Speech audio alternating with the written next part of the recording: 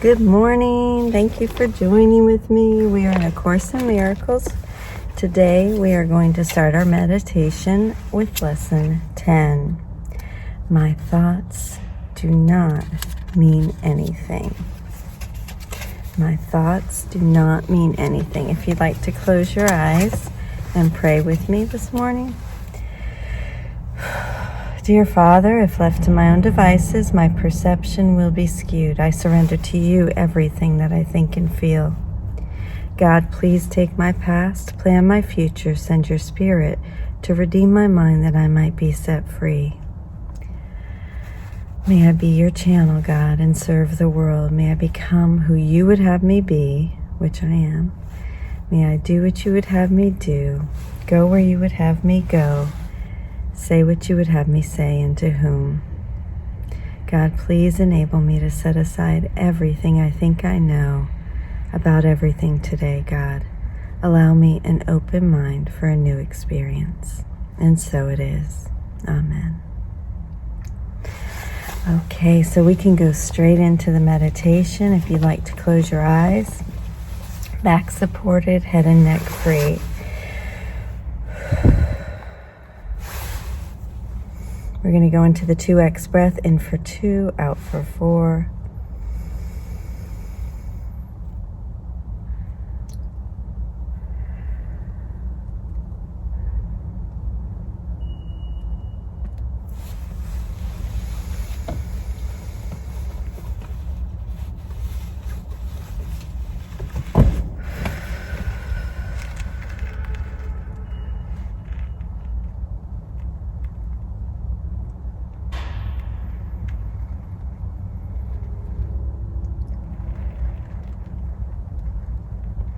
And now we'll move into the 3x breath, in for a count of 3, out for a count of 6.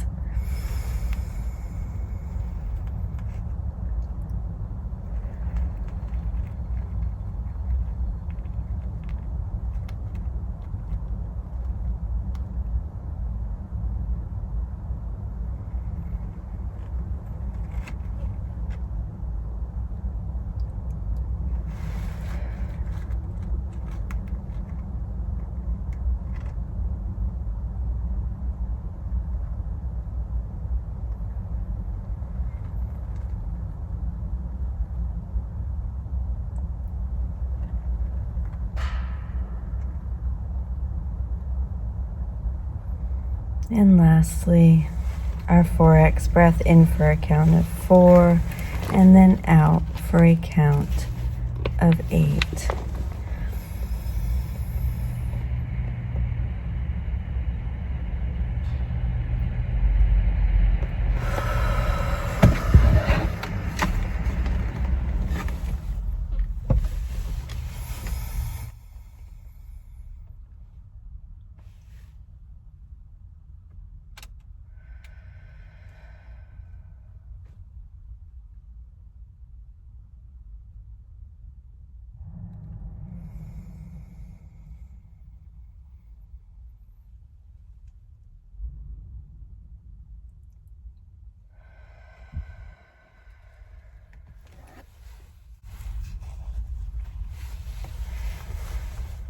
And now let's go ahead and come to our senses. Feel what you feel in your body. Any tension, feel that loosening up. Any aches or pains. Taste what you taste.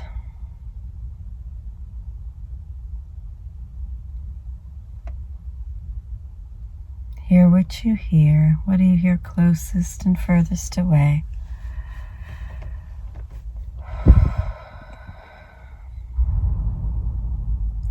See what you see through your eyelids closed. Through your eyelids as your eyes are closed.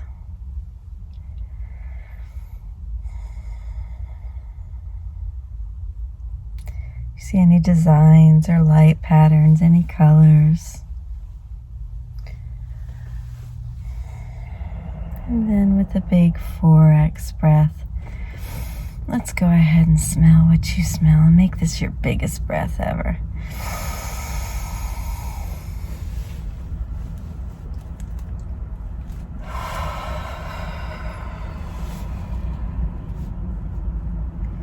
I don't know about you, but I want to do that again.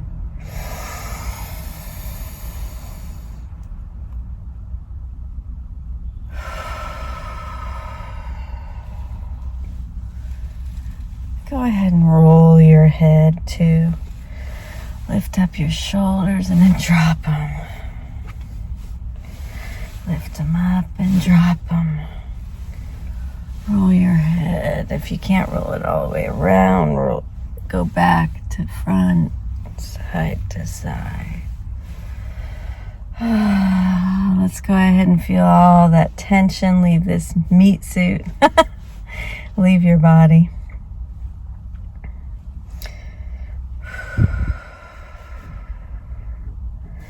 My thoughts do not mean anything.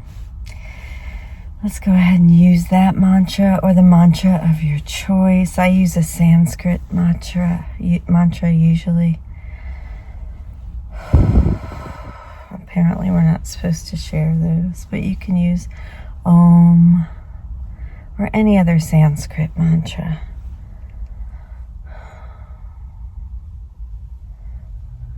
Anything that works for you. I like the lessons. Sometimes they're a bit long to use as a mantra, but today's perfect. My thoughts do not mean anything. Now let's go ahead and enter a silent meditation. My thoughts do not mean anything.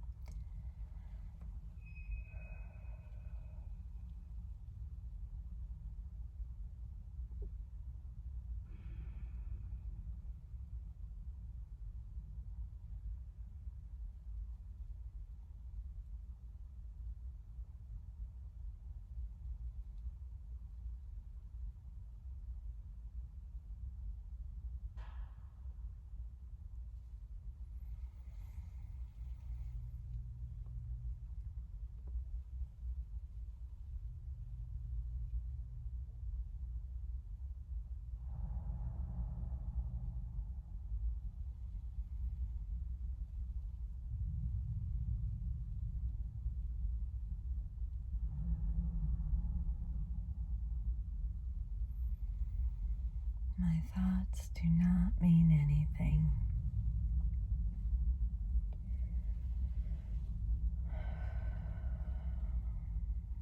Let's go ahead and think about 3 things that you're grateful for in this world. Just think about the joy they bring you or the ease they make your day. Just think about the joy they bring you or the ease they bring your day, or the love that they invoke in your spirit. And then when you're ready,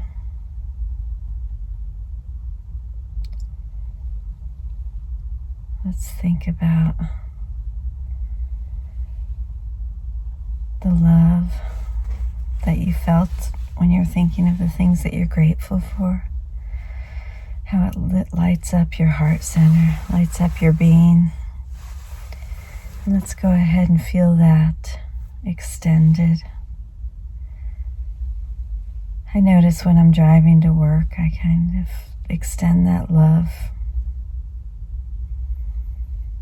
as I'm driving to the cars around me. Well, let's go ahead and extend that even further. See that love light extend throughout the world, onto each living being.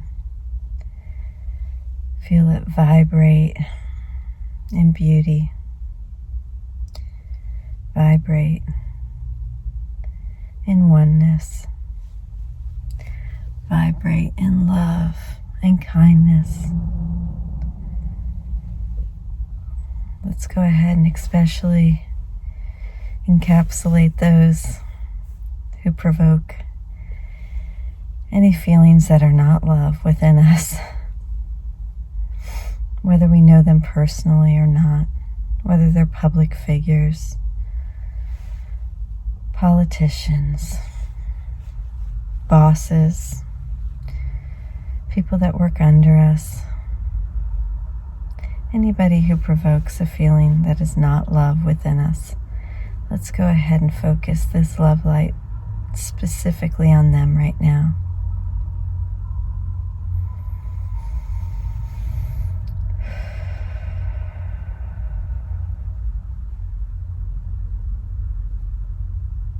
Then when you're ready, let's open our eyes. And now we will move into the reading. Thank you for joining with me. And now we are on Chapter 1, The Meaning of Miracles. This is Section 7, Distortions of Miracle Impulses. Your distorted perceptions produce a dense cover over miracle impulses, making it hard for them to reach your own awareness. The confusion of miracle impulses with physical impulses is a major perceptual distortion. Physical impulses are misdirected miracle impulses. All real pleasure comes from doing God's will. This is because not doing it is the denial of self. Denial of self results in illusions, while correction of the error brings release from it. Do not deceive yourself into believing that you can relate in peace to God or to your brothers with anything external. Child of God, you were created to create the good, the beautiful, and the holy. Do not forget this. The love of God for a little while must still be expressed through one body to another, because vision is still so dim. And use your body best to help you enlarge your perception so you can achieve real vision, of which the physical eye is incapable. Learning to do this is the body's only true usefulness. Fantasy is a distorted form of vision. Fantasies of any kind are distortions because they always involve twisting perception into unreality. Actions that stem from distortions are literally the reactions of those who know not what they do. Fantasy is an attempt to control reality according to false needs. Twist reality in any way and you are perceiving destructively. Fantasies are a means of making false associations and attempting to obtain pleasure from them. But although you can perceive false associations, you can never make them real except to yourself. You believe in what you make. If you offer miracles, you will be equally strong in your belief of them. The strength of your conviction will then sustain the belief of the miracle receiver. Fantasies become totally unnecessary as the wholly satisfying nature of reality becomes apparent to both giver and receiver. Reality is lost through absorption, which produces tyranny. As long as a single slave remains to walk the earth, your release is not complete. Complete restoration of the sonship is the only goal of the miracle-minded. This is a course in mind training. All learning involves attention and study at some level. Some of the later parts of the course rest too heavily on these earlier sections not to require their careful study. You will also need them for preparation. Without this, you may become too fearful of what is to come to make constructive use of it. However, as you study these earlier sections, you will begin to see some of the implications that will be amplified later on. A solid foundation is necessary because of the confusion between fear and awe to which I have already referred and which is often made. I have said that awe is inappropriate in connection with the sons of God because you should not experience awe in the presence of your equals. However, it was also emphasized that awe is proper in the presence of your Creator. I have been careful to clarify my role in the atonement without either over or understating it. I am also trying to do the same with yours. I have stressed that awe is not an appropriate reaction to me because of our inherent equality. Some of the later steps in this course, however, involve a more direct approach to God Himself. It would be unwise to start on these steps without careful preparation, or awe will be confused with fear, and the experience will be more traumatic than beatific. Healing is of God in the end. The means are being carefully explained to you. Revelation may occasionally reveal the end to you, but to reach it, the means are needed. And that is the conclusion of Chapter 1 in A Course in Miracles text, The Meaning of Miracles.